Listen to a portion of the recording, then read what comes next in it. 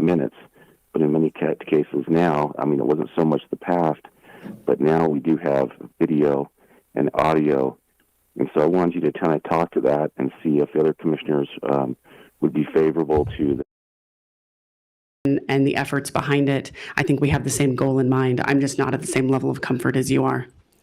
Yeah, I think the resolution was. Yeah, and I feel totally comfortable with it just because I've been in those conversations, and the state is in essence using their state's monument status as a name, but it's not using it as a control factor or a control lever for Bridalveil Falls. Yeah, and this is supposed to help the discussion push toward it being a monument with a permanent support by the county for the fees, or not fees, excuse me, the very thing we're not wanting to do. But we have annual funds from the tourism funds that we can use toward is what the focus is. Robert, do you have any thoughts? Yeah, that's correct, Commissioner Sakovich. This is just a signal to the state to continue with their process, because if you remember correctly, to designate it as a state monument, it has to have a favorable recommendation from the commission, from the local authority, for them to even go forward. And then the details, I think that Commissioner Gardner is worried about, is at a later time when they actually go through that process, we'll finalize some of those things, which I think we're all on the same page with when it comes to being open for the public. Robert Moore, County Attorney's Office. Just real briefly to add to the discussion. So in December of 2020, well, first of all, December 30th, 2014 is when the county purchased the 5 parcels that you surround Bridalveil Falls. And then December 2020 is when we entered into a conservation easement on that area. So last year we started the discussion with the state to make this a monument. And my understanding in my discussions with the state was if they become a state park, then you have to charge. If it becomes a monument, they don't necessarily have to charge. And so that was the reason why it went the monument route as opposed to state park route. So that was the reason why we're going this route. And on February 17th, 2021, we, the county commission, adopted a resolution supporting the process to get started, and where they would go through and do a report on this. And I think that has been completed. To Commissioner Lee's point, the very last sentence of this proposed resolution says that Utah County intends to provide management services for this state monument pursuant to an agreement with the division, referring to the state parks, and the provisions of the State Monuments Act, etc. So that is in here where it's intended that the county will end up in an agreement with the division related to management of the Bridalveil Falls properties. Also, just be aware, I did review our conservation easement from December of 2020, and we did make an exception for this very purpose. We anticipated back in December 2020 that this could in fact become a state property or a state monument. And so we did make an exception in our conservation easement to address this very issue. Glenn, do you have any status where we are on improvements? Because we had some supporting funds that came in if the county put in some initial funds earlier last year. Yeah, so I'll give you an update on kind of what's going on with Bridalveil Falls. Currently, the county has been working with Central Utah Water. They've been doing some improvements on the falls, specifically water collection, to make sure that it doesn't interfere with the aesthetics of the falls. So they'll be hopefully completing this spring. We're in the process of working with the city to put in a vault toilet. That's what we can actually put in that area because of the springs and the spring collection and making sure we don't contaminate the waterway. So that's being worked out. And actually, we have actually purchased that restroom.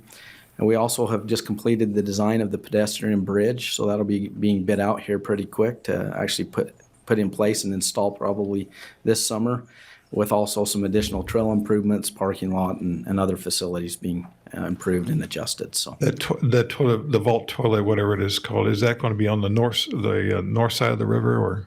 It is on, I'll say, the road side of the river. Roadside? Yeah, because of the avalanche danger, and that's the best location for it. So. Okay. Yeah. I remember the first one.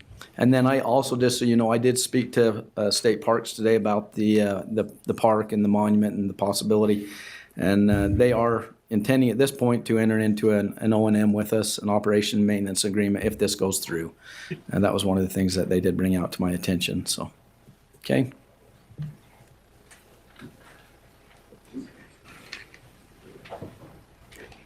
Call it a healthy distrust of government. I want to sign the O&M before I vote yes.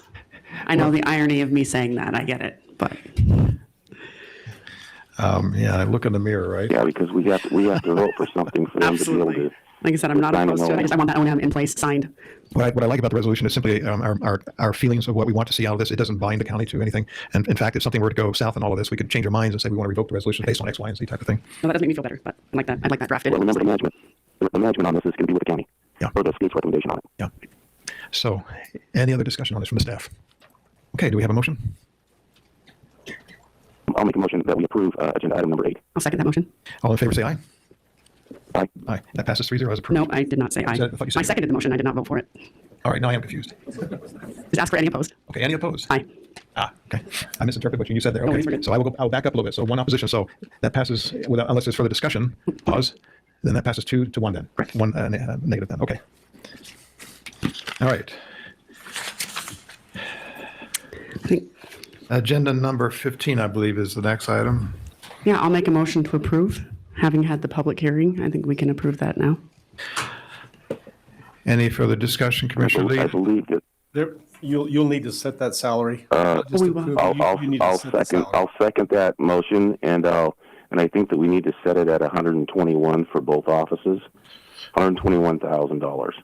I believe it would be 121,664 And if you want to be consistent with the other Yeah. offices. yes, and that'll be for each position, $121,664 for the county clerk and for the county auditor separately. Yeah, I'll consider that a friendly amendment to the Exactly. motion. Okay. Absolutely.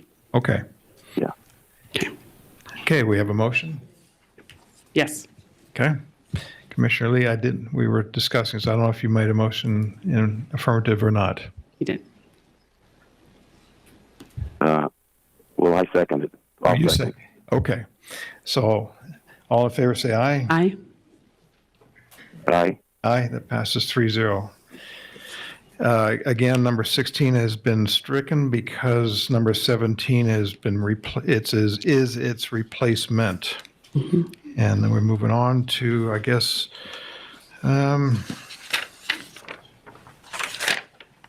Item number 21. item 21, Commissioner Lee. Yes, and so is Paul Jones there? He Ye- is, Yes, he is. and he's coming up. Hi, Paul. Thank you for your work on this, Paul. And I wanted to make sure and go over the items that I was concerned about with the video and or the audio, because we do have written approved minutes. But in many cases now, I mean, it wasn't so much the past, but now we do have video. The 44th anniversary event at Jerry's Sign.